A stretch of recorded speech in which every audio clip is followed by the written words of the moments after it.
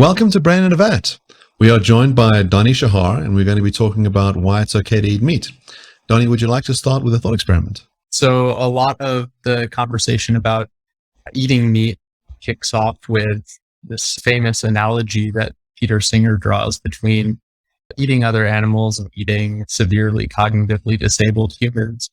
And I've always been unsatisfied with the analogy, and to get a grip on what's going on with that dissatisfaction, I think it can be helpful to think about cases where the severely cognitively disabled humans are being eaten, but not necessarily by us. So here's a case. Imagine that sometime in the future, humanity gets struck by some incurable disease that attacks our brains and reduces our cognitive ability to basically that of, let's say, a cow. And suppose that cow-brained people or cow-brained humans don't go extinct. They can survive just like regular animals in the environment. And suppose that after a while, the planet has grown over. It's impossible to tell that there were ever civilizations here. And a bunch of aliens from space come down, they settle on the surface, and they see that there are these delicious animals that they can, farm and eat. And suppose that they do farming better than we do. Let's say they do it humanely, sustainably, conscientiously, in whatever ways they want. And so they're raising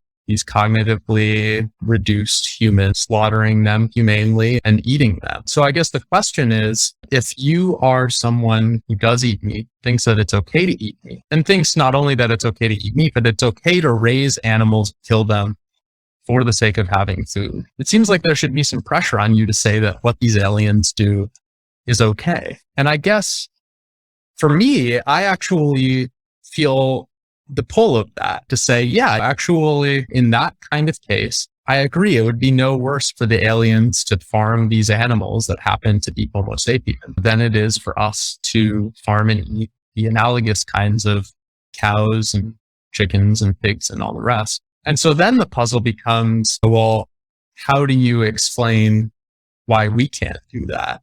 And that raises some interesting questions of its own. But I think what it does is it kind of highlights that if we want a satisfying explanation for what's going on in this analogy that Singer has put so much weight on, a lot of other people have, we actually need to be thinking about our relationships with one another, what it is about other humans that makes them important to us, and not so much about the characteristics of these severely cognitively limited humans themselves, that if those were the things that were doing the work, then it would be just as wrong for the space aliens to eat them as it would be for us. So I take it that the vegetarian wants to say that you couldn't eat the humans, and so you couldn't also eat meat. So that's the line they want to adopt. So they want to say that there's something that's similar about these cognitively impaired humans to animals. So they're going to cite some sort of underlying similarity. I'm assuming that's the approach that the vegetarian is going to take.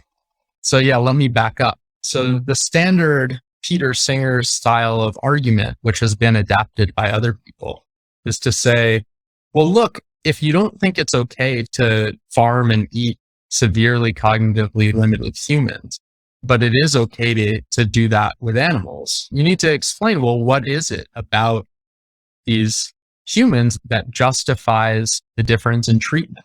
And you can't point to the normal things that people like to point to. You can't say, oh, well, they have rationality or they can cooperate morally. To the extent that there's something about these humans that merits some special moral consideration, it seems that the relevant candidate qualities would be things like the ability to experience pleasure and pain, or maybe in Tom Reagan's version of the view, just the ability to sort of consciously experience one's life and various other characteristics that come along with being a conscious being. So those kinds of things might be sort of candidate explanations for the moral status of a severely cognitively limited human. But then the point that people like Singer and Reagan want to make is that lots of animals, including most of the ones that we raise for feed, would have all of those characteristics. And in fact, it's very easy to come up with examples of humans with cognitive limitations so severe that they're actually less capable and less sophisticated than, let's say, a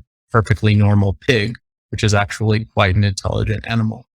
Yeah, I think what's interesting about your case is that you make the whole of humanity in that situation. And what you're actually doing is stripping humanity from the Homo sapiens. So there is no culture, there is no civilization. Part of the, I think, gut feeling that people have about why it would be wrong to eat the impaired is that it would reflect badly on those that were rational, that you would be denigrating humanity, that you would be not necessarily wronging that being, but you'd be wronging the rest of humanity in doing it. And what's interesting about your case, you say, well, fine, let's just remove all those people from the equation.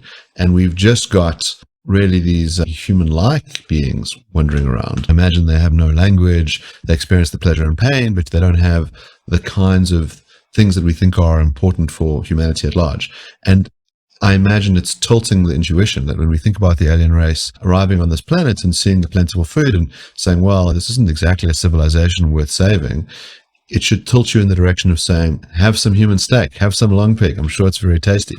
And I think that's an interesting move. Yeah, so there's something interesting that you can do by adding humans back into the picture. So we could imagine a version of the case where right before the virus struck, humanity sent a spaceship full of people out into space to explore the galaxy.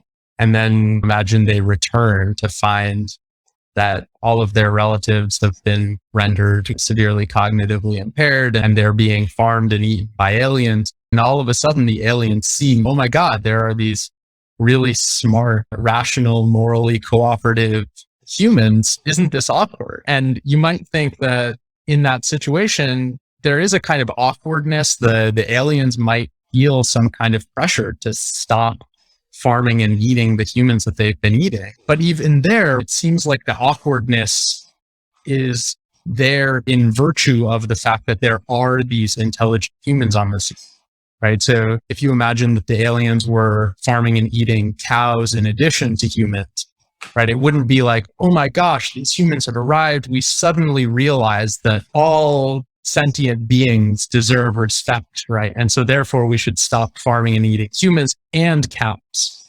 It would be the humans that the awkwardness would pertain to and not the cows. And that seems to push again in the direction of this idea that if there's something that is going on that is pushing us to place a special value on these severely cognitively limited humans, it has to do with something about their connection to these cognitively more sophisticated beings. It's not really about their sort of intrinsic characteristics.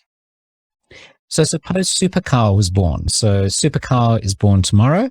Supercow is able to speak, learns language, picks it up from the farmer, maybe stands on 2 feet, and maybe learns how to use the internet and starts campaigning for cow rights. Would your view change on whether it's morally permissible to eat other cows? Yeah, I mean, cases like that are super hard because I think that we encounter situations like this in real life, and they tend to be some of the hardest cases that we face. So think about the debate over abortion. People, on the one hand, you've got people who say, no, look, this is just a bunch of cells. They're not morally considerable in themselves. You've got other people who are imbuing great moral significance into these same biological entities. And in some sense, you could try to settle it by saying, well, can't you just try to accommodate these other people's concerns?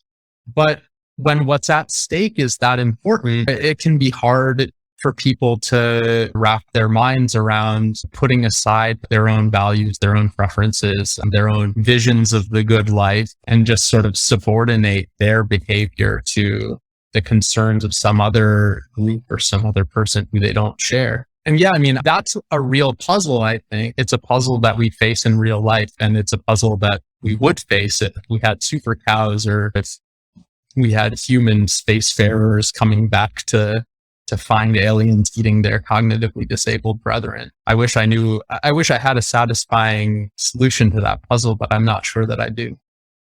But I want to push you further on that. So why is it a problem, or why should it dissuade the aliens from eating these cognitively disabled humans, or us from eating cows if there's if there's our level of intelligence humans that come back from the stars or supercar that gets born, what exactly is going on there? Are we not wanting to eat the cows and the humans because of the suffering that supercar would have? Or is it something else? You say it's the relationships that that supercar has to other cows, but why should that matter insofar as it doesn't necessarily result in suffering if those relationships are threatened? Yeah, so I mean, I think that there are different ways of trying to flesh out what it is about the relationships that matters. I don't think that it's promising to try to sort of just ground it in the suffering of the intelligent beings, that you don't want to offend them, but it might have to do with something more like enabling them to see themselves as living in a moral community that operates on base of mutual respect, where I think that there are these other beings that are effectively like committing a sort of ongoing genocide. My ability to live in this culture as an equal citizen and view this as a just state of affairs is going to be deeply undermined. And so like you as someone who might not really care about living on terms of mutual respect with cattle, let's say, might nevertheless want to live on terms of mutual respect with the super cow.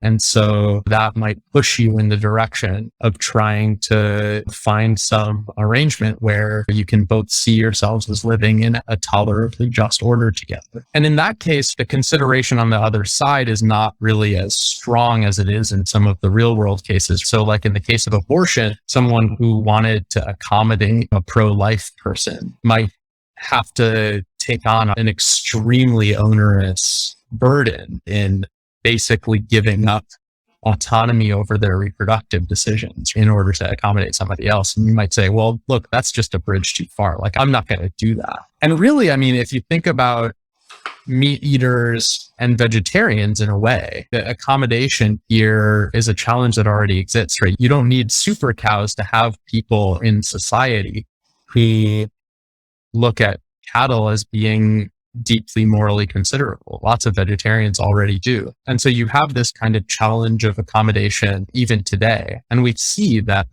that people are willing to go some way toward that accommodation. So you see like vegetarian options on menus and things, and people think maybe there should be vegetarian options on menus, even if they're not vegetarian. But a lot of those same people will say, yeah, but not having meat around at all would be a bridge too far. Like, I'm not willing to go that far in the name of accommodation. And those are real challenges in coexistence in the face of conscientious disagreement. And so, I mean, I wish that I had a solution to how you can get people to live together peacefully in the face of those kinds of disagreements. But unfortunately, right, this is like the problem of civilization in a way, going back to the Reformation and even before, just trying to crack this puzzle one way or the other. Well, I'll give you an interesting case. So when Lincoln campaigned for the idea that we should abolish slavery across all of the states in America, there was a contrary view, which was to say, look, you Northerners want to do this, but us Southerners don't. Just give each state individual freedom, and we'll coexist alongside each other. So some people are going to have slaves, some people aren't, and that's cool. It'll be like the meat eaters and the vegetarians. And the problem is that those that think that slavery is deeply immoral because you're infringing on the interests of other beings say it's not tolerable. You can't have slavery in some parts of our country. You're performing an immense wrong. And we can imagine that you're one of the people on this alien spaceship. You arrive back on your planet Earth, and the aliens say, look, Donnie, don't worry, we're not going to eat you. We can tell you're not like the others. You're one of the good ones. But if you want, we'll take you on a little tour. And you're walking around the human farms, and they're sort of making these growling sounds and walking around naked. And they're getting branded with irons, and they're getting their throats slit, and they're howling in pain and crushed together. And it sort of looks basically like what you'd expect to see in Nazi Germany in the 40s. And at some level, you go, pretty glad they're not going to do this to me, but I'm pretty revolted by what they're doing to these other people who certainly look like me and seem to really not want the stuff to be done to them. And so you might think that we shouldn't have the practice. And not only should we not have the practice in the sense that, well, like, I'm not going to eat the human flesh, but no one should be allowed to do this. We should abolish it entirely, like we should abolish slavery. Yeah, I mean, totally. So I think that's the natural view to hold, right? As a human being. And the question is, how moved would you expect the aliens to be by that? And sometimes that's the sort of thing that people have to fight wars over, right? Because at some level, you try to convince people. And at some level, I mean, Bernard Williams had this line, like, whose side are you on, is what certain kinds of questions ultimately boil down to. And I think that at some level, if you're on that tour and the aliens are saying, look, we understand how terrible this must look for you, so we'll really try our best to make sure that you never have to think about this, but we're not going to stop. That's the sort of thing where it's like, okay, those are fighting. And unless we find some way around that, we are going to be at odds. And I think that's the situation that we face. I mean, think about the issue of abortion as well. Like, we can try to do everything in our power to make it so that abortion is done in a way that is behind the scenes and as sanitized as possible. But if somebody deeply believes that this is a kind of mass murder, it's going to be that same kind of unease where, the question becomes, all right, well, how do I stop this? Even if these people don't think that they should have to accommodate me and they're not really moved by my disgust, one way or another, I've got to stop this from happening. And I don't think that observing the existence of disagreement necessarily would mean that you should sort of back down or abandon that conviction. So I want to bring this conversation back to eating meat in this world where we all cognitively abled, or the vast majority of us, and there's no aliens who are threatening to eat us. Now we have to make the decision, are we going to eat meat? And my understanding is that your position is that it is permissible to eat meat in that situation, given that there's no super cows. So if a super cow arises, then you're going to be more hesitant, I take it. But in the absence of super cow, it's okay to eat cows. Is that the position? Am I getting that correct? Yeah, so I think that once we start entertaining the idea that it could be okay for the aliens to eat meat in that kind of case that we've been discussing, then that opens up at least the possibility that you could ethically eat meat. But I think that in important sense doesn't really settle the issue at all, because the way that I laid out that example was to say that the aliens are better at farming than us. They raise the cows humanely and sustainably and conscientiously.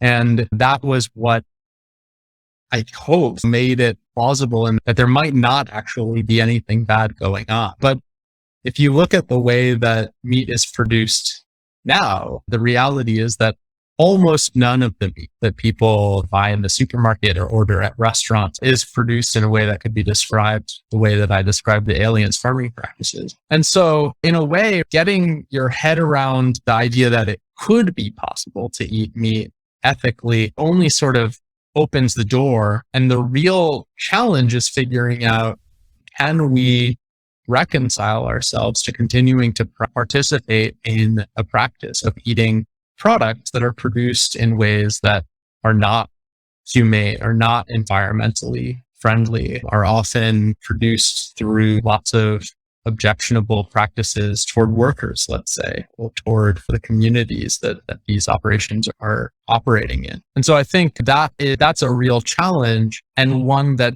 we can't really solve just by saying that if meat were produced in a totally ethical way, then it might be okay to eat it. We need a different kind of argument there. Yes, as you say, you're in the realm of reality where you've got all this torture and suffering in the production of meat. And vegetarians as a movement are going to say, well, over time, they've ensured that so many fast food chains, which only served fleshy meat burgers, are now offering vegetarian options. I think Burger King even did a thing where they gave people the Beyond Meat Burger, which has no meat in it, and tricked them. People were sort of convinced they'd eaten meat. Some, I think, even complained about it afterwards. But there's a sense in which the movement has provided people with options. And you might think that as a movement, it's able to lead to less suffering. In other words, you've gotten this large number of people together who are, instead of eating meat, eating the veggie burgers or eating the carrots and peas. And this is leading to a lot less death on the one hand, which seems like something to care about, and then a lot less torture and suffering on the other hand. I think that's exactly right. I mean, the vegetarian movement has, without any question, accomplished a lot of really important things and hopefully will continue to do so. It seems like in a lot of ways, the things are at their infancy would be with the creation of all these new products and alternatives that are slowly working their way into the marketplace. And I think that in terms of thinking about vegetarianism making an impact, there are two ways to think about things, one of which sort of lends itself to the narrative that you just laid out, where vegetarianism is this very valuable and an important movement that people should be commended for contributing to. And another of which I think goes beyond what you said, but where I think you were trying to drive at, which is that it's obligatory, therefore, to participate in this. And I think that in order to get that stronger conclusion, more needs to be said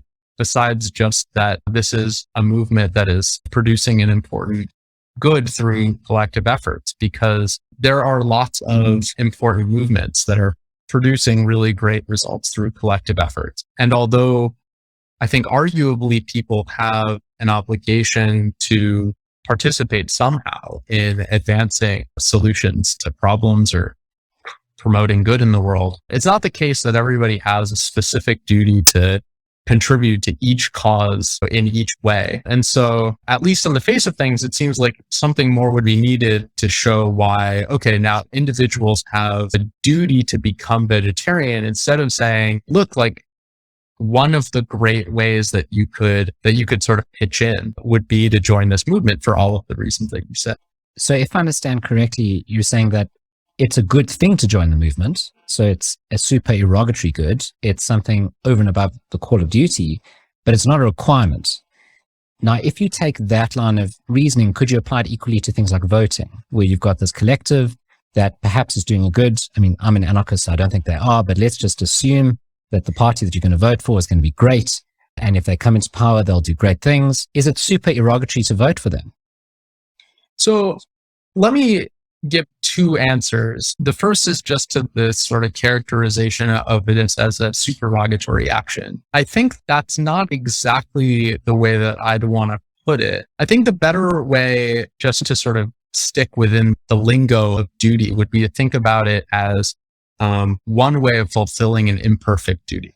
So imperfect duties are ones where you have an obligation to do a certain kind of thing to a certain extent, but it's not necessarily the case that you have a responsibility to do that thing each time you have an opportunity, right? So charity would be a common example of this, right? Maybe people have an obligation to give to charity, but if some particular person on a particular day says, hey, can I have $5? It doesn't follow from the fact that you have a duty to be charitable that you therefore have a duty to give that person $5 right now. And sort of along the same lines, you might think that people have an obligation to take action on the world's problems in one way or another. And it's not supererogatory for them to do so. They actually do have to do that. But there is still some flexibility in terms of exactly how they discharge that duty.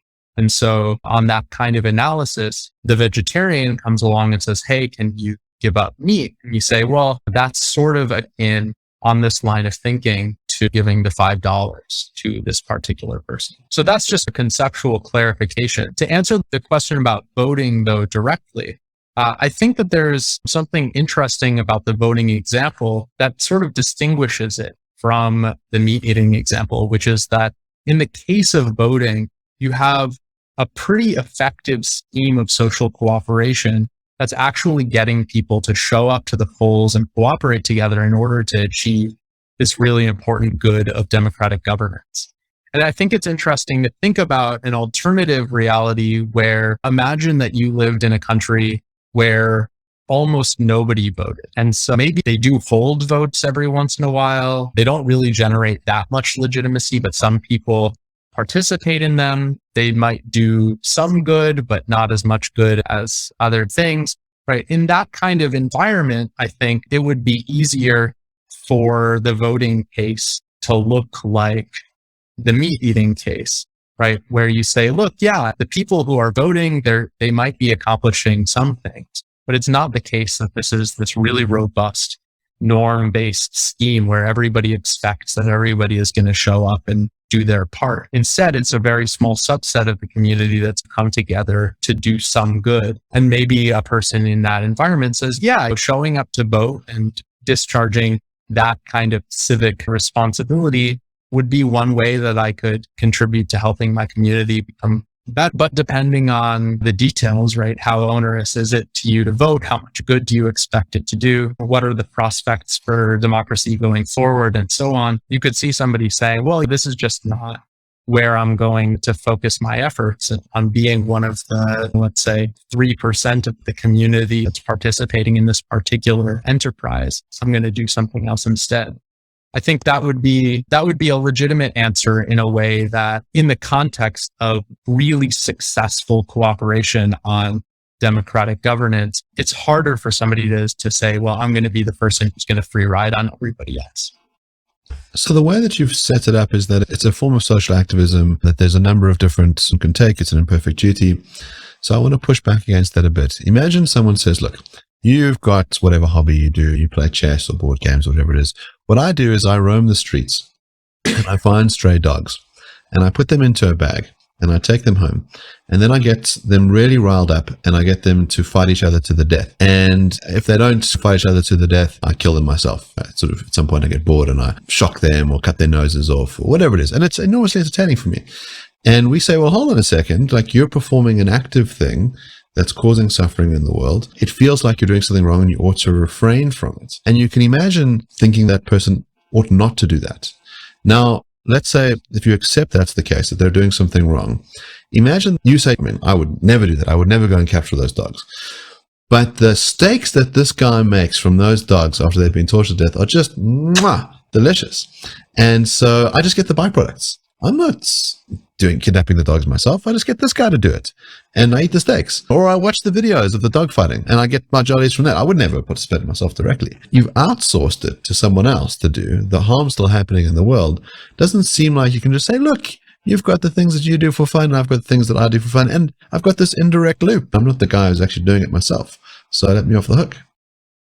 Yeah. So, I think that those kinds of cases are, in a way, they're helpful in that they illuminate this idea that, like, even if you're not involved. So, you can tell two versions of the story, right? One version of the story is that it's because you're buying the steaks that the guy is able to do this, right? And so, like, every time you buy a steak, like, that's another dog that's going in the bag. And so that version of the story is one where you're maybe not doing the thing yourself, but you're in some sense like paying somebody else to do it in a way that is like creating more harm in the world directly through your actions. But I think the version of the story that's more sort of germane to this kind of conversation is one where it's a lot harder to draw the causal connection between your decision to eat the steaks and the decision that the person make to catch the dogs and put them in the bags. And where now it's just a question of, like, do you want to participate in a market where this is the sort of thing that's going on? Let me ask you, because you haven't given me some details that I could use. Are you envisioning this as like you have a guy and you can get these steaks, but this is just like a really weird thing and nobody else is doing this? Or are you envisioning that, like, throughout our society, like 97% of the population is eating like the dog bag steaks? They have been doing this for generations. The culture has been sort of built up around this. Nobody really thinks that there's anything like particularly wrong with it, except for a very small subset of the population, some of whom have tried to sort of take up action against this, but they haven't really been successful in ending the practice and don't seem particularly poised to do so. Are you thinking of this more as the first kind of case or this more like the second kind of case? Yeah, I think it's a good thing to bring up. It might very well be the case that at various times in human history, cultures have engaged in widespread practices that we would now think of as totally abhorrent, like slavery, for example. And we don't think that, well, the culture thought it was right, so it was fine. What's the problem? We think, no, there was an actual answer to the problem, which was slavery was always wrong, and those guys are doing a bad thing. And so I don't think it would matter In other words, which world we lived. In other words, the fact that a whole bunch of people thought it was fine to have dogfighting and capture these poor little puppies and put them in the bags doesn't change the moral equation as to whether it's right or wrong. I think the bit that you get that it's interesting is, what if it didn't have a causal effect on how many puppies got put in the bag? Would that make a moral difference? In other words, if this guy's my killer for hire, and he doesn't really like doing this stuff, he just needs to make a buck, and I'm basically sending him out into the streets so I can get my puppy steaks, you can say, well, there's a causal connection here. You're like the guy who's hiring the assassin, and you're morally liable for it. Maybe he is too. But in a situation where it's just a byproduct, he says, look, all I want is the dog fighting. And I mean, you just happen to like these puppy steaks. I'm going to kill as many dogs the same, regardless of whether you buy the stuff or not.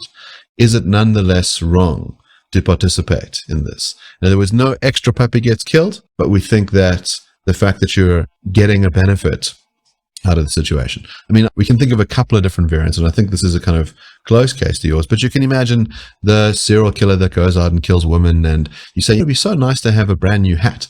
And this guy's got all this excess skin lying around, and I'm sure it'd be the fanciest hat in town. And he's going to kill the same number of women anyway. The other sort of case that I have in mind is, imagine someone who has a Kickstarter project, and they say, what I did a couple of years ago was I kidnapped a whole bunch of Indonesian school children, very easy to get your hands on actually, and I filmed myself raping and murdering them. And we've got all this footage, and we just don't have enough money to make DVDs. And don't worry, the kids are already dead. They've already been raped and killed. The money that you're going to give us is for the edit, and then you can get your own personal DVD. Whether you think it's wrong to participate in that Kickstarter. And imagine that the Kickstarter is so successful that he says, wow, I think I should go out and do that again. Just like when people go and buy their steaks, the meat industry says, well, this is a good business. We should keep farming the cows and killing them. So they all seem like variations on a theme of, you're not necessarily causing directly any more violence, but you're definitely participating in something that I think churns most people's stomachs. Yeah. So I think that the cases involving the people, right, the second two of your examples, I think get us back into the domain of thinking about the possible differences between human beings and animals. Because I think you can tell stories where no harm is being done to anybody, and yet it still seems sort of abhorrent. So imagine that the skin hats are just like they're going around to morgues where unidentified bodies have come up, and they've worked something out where these bodies, nobody cares about them, but the guy is just buying them up and skinning them and making hats out of them. It still seems like you shouldn't wear people as hats. And it seems like if animals are like that, then we don't need to talk about the factory farming or anything like that. You could be doing it with roadkill and it would still raise some problems. So I think in a way, right, there's a sort of upstream question there. But just to keep the focus on the animal cases, the reason I pointed to the sort of cultural milieu is just that I agree with you that there are sort of facts of the matter about whether the dog fighting is wrong, let's say. And similarly, right, when we talked about human slavery, obviously that was wrong when nobody cared about. But it seems like in the case of the market for the dog fighting products, if you are in an environment where people generally don't sort of recognize a difference here, and where maybe this is like an important feature of the way that people are living their lives, and it's built into their cultures, built into ordinary ways of life, and you sort of being disgusted at this would be between you and the people who you're interacting with, but it's not some way of upholding a social norm against this kind of consumption. That strikes me as an importantly different situation from one where maybe you're still causally efficacious, but nevertheless, this is the kind of thing that people just don't do, right? People just don't eat bag-tortured dogs. And even if the guy who's torturing dogs in bags and you can get some good steaks off him without having any impact on the production, you would still be sort of violating a social norm that would be successfully producing an important good, and at least hopefully reducing the amount of this sort of thing that's going on and controlling the production of these steaks. Whereas when you are sort of one of the very few people who sort of idiosyncratically like squeamish about this actual bad practice. You participating in the sort of censuring of the practice is, I mean, I don't want to say it's pointless, but it's a way of taking a stand on an important problem that sort of looks like many other ways that people can take stands on important problems. So just to give an analogy, we know now that a lot of the products that we buy clothing wise are produced in factories that often don't respect decent standards of how the workers are treated, not just in the sense that the workers are not paid very much and made to work in poor conditions, but also like rampant sexual harassment and abuse, denial of bathroom breaks and other basic things that maybe people didn't necessarily agree to coming in. Oftentimes, companies will not give benefits that they contractually agreed to provide or force people to work overtime without additional compensation. And so like these are clear rights violations, right? And somebody who responds to these clear rights violations by saying, I'm just not going to participate in this, that person's taking a stand on something that is a genuine problem, right? It is clearly abhorrent to run factories where you are sexually abusing your workers and denying them benefits and violating their contractual rights and so on and so forth. And all of us, I mean, I don't know where you guys got your clothes, but most people are participating in these markets. But I think it makes a moral difference that these are markets that when you take a stand on it, you aren't sort of helping to uphold the moral majority that's keeping this problem in check, but you are in some way trying to be a pioneer and trying to sort of push back against the overwhelming trend of things, which is where people participate in this market. So two things. The one is that maybe Mark's initial example of the dogs is not really fair, because perhaps dogs can participate in relationships in a watered down way compared with humans. So dogs seem to have relationships with others. We have relationships with dogs, and that's a driving force behind the power of the objection, right? It's like, oh my goodness, we shouldn't do this to dogs, but I don't think you can then imply we shouldn't do it to cows because they might lack that capacity for relationships with each other and humans with cows, at least generally. Perhaps there are some cows that do get along really well, and perhaps there are some humans that really do value their cows, but as a whole, societally, we don't do that. And so perhaps the force of the objection is reduced. And then secondly, this notion of generalization, this notion of a trend. So perhaps the vegetarian says something like this: if we all ate meat, if none of us were fighting this, then wouldn't that be a worse world than if we all fought this? And so you must play your part. It starts with you. Your action should be measured based on, if we generalized your action, what would the outcome be? Yeah, good. So, I mean, I take the point that dogs are special. In a way, dogs play a similar role to the severely cognitively disabled humans, because it's not something about dogs themselves that explains why they're so special to us. In terms of their objective characteristics, like dogs and pigs are. Pigs are super smart. They're cooperative. They can have relationships. They live in social groups. There's nothing about a dog that, at least that I know of, that makes them particularly fancy compared to pigs. And yet people are much more squeamish about doing things to dogs than pigs. So I take the point, but I also think like you could take the example and make it about pigs, and I would still sort of feel the pull of Mark's concern. And so I think these other kinds of features are important. Turning to the idea about generalization, I think that this idea of doing what you would want other people to do, right? It plays a really important role in our moral thinking and our moral practice in two different ways. One way is just this kind of idea that the way that we think about what moral behavior consists in is to apply this kind of universalization test to say, well, what would be the right thing if everybody did it? Or what would happen if everybody did things the way that you do? And then there's also getting back to some of the conversations that we've been having about the importance of norms, right? There's also a lot of important stuff that just sort of depends on whether other people actually are in fact doing a certain thing or are not. And that's different. So just to back up and flesh that out a little bit. So take an example of smog pollution. I was trying to look up what the deal is with catalytic converters in South Africa. My understanding is that now they're required, but that's relatively new. Is that true? I think that is right. And we do have quite a severe pollution problem in urban cities.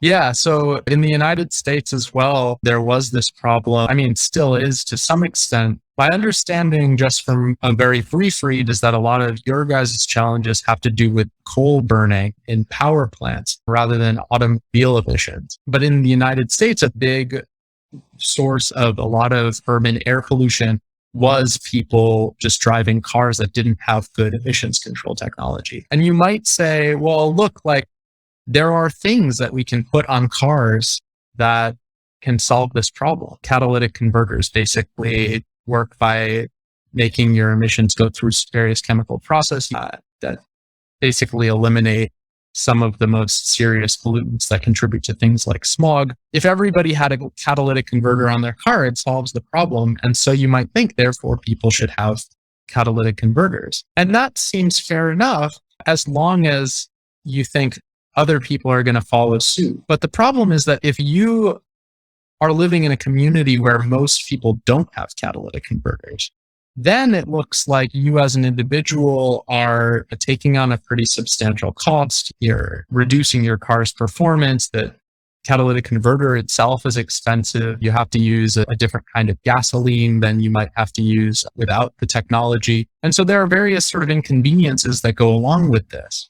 And it seems like depending on how inconvenient it is, and depending on how much good you would do as one individual adopting the catalytic converter when other people aren't, it seems like maybe the fact that it would be good if everybody had catalytic converters doesn't settle the question of whether you then have an obligation to do it on your own.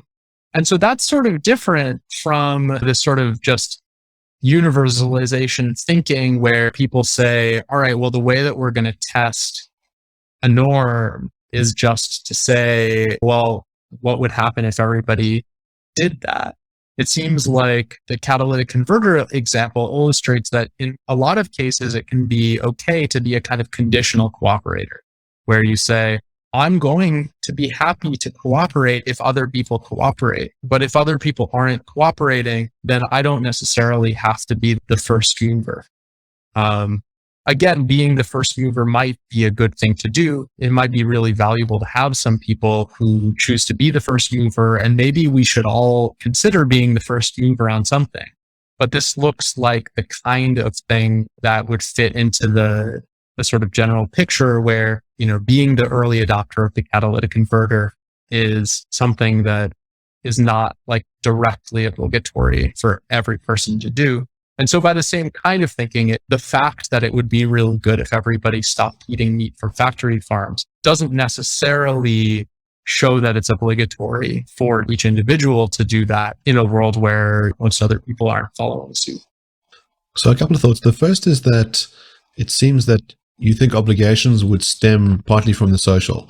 So if lawmakers started saying you're not allowed to serve meat at restaurants, that would be a reason for people to not eat meat for you. In other words, there's some authority structure that's creating a rule like obliging people to have catalytic converters, or enough of a social move where people started to frown on you if you're eating meat and thought it was a bad thing, then you'd think those would be reasons to pursue it and to follow the crowd.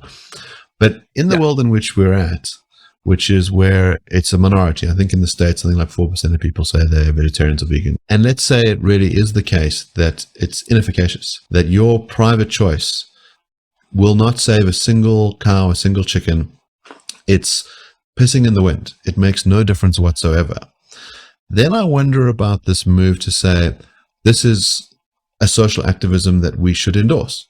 So you can imagine someone who says, look, the social activist cause that I've taken up is recycling. And so what I do every weekend is I go and spend my time sorting through my garbage. I take all the plastic and I put it in my sink and I wash it and I drive off to the plastic recycling place. But once you go and add up the carbon credits and you work out how much hot water they're using and how much fuel they're using, they basically come out at zero. that they've done no good in the world whatsoever. We would say this is a waste of time, that you shouldn't be doing this, that your private choices might give you the illusion that you're making social good in the world, but they're not. So you don't get any pats on the back, and actually we should think less of you. Because once I've told you that what you're doing is totally and utterly inefficacious, that basically you're rolling a rock up a hill and it rolls back down, you keep doing this over and over again, but you could be enjoying the pleasures of the book. You would think of all the things you're depriving yourselves from, all the wonderful social joy of getting together for the barbecue. You've missed out on all this good stuff and you saved no cows. So we should think less of you. Yeah. So, I mean, I think that if vegetarianism construed as a type of action were inefficacious in the sense that vegetarians don't accomplish anything, then that would be absolutely right. But I think the sort of interesting subtlety here is that although individual vegetarians on the margin don't necessarily cause something different to happen that would have happened otherwise, it's nevertheless true, as you pointed out before, that when you get lots of vegetarians working together, important things start to happen. And so you can think about it. Imagine being at a sporting event and there are people cheering in the audience, and suppose something hangs on how loud the crowd is feeling. It might be that as one individual in the crowd, it would be impossible for you to meaningfully influence that outcome by whether or not you cheered or kept silent. And so in that sense, as an individual on the margin, you would be inefficacious. But nevertheless, you might think the way that changes in noise level happen is for large numbers of people in the crowd to change their behavior.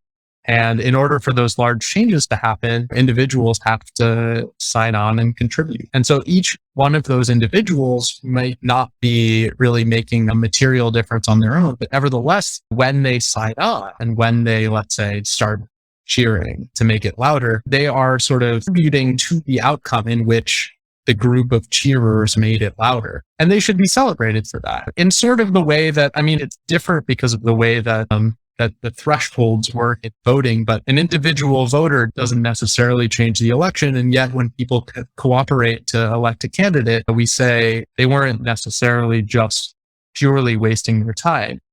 Even though it might be true that for any one person in the election, they could have stayed home and the other people would have been sufficient to produce the result. Nevertheless, the contribution has moral significance. I just think that once you start thinking in terms of this contribution to a collective outcome, rather than in terms of this direct marginal impact that you as an individual are having, it becomes a lot easier to think about this as a way of joining a good cause rather than a way of preventing some harm that you would have directly created if you had bought a chicken, let's say.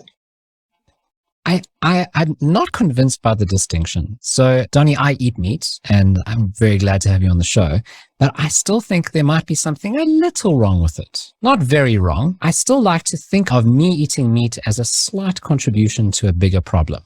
And yes, it's true. If you remove my contribution, it's very unlikely that the total amount of meat in the world would reduce. It's very likely it would stay the same. But I still feel like I'm participating in that in some way, just like the voter participates in a good outcome in some way, even if his individual vote isn't going to sway the election. And given that, the kind of position I want to favor is one where eating meat is wrong, but it's not so bad. It's a slight wrong. And if we were to try and avoid all the slight wrongs in our lives, well, we would be avoiding a lot of activities. So this line is by Susan Wolf.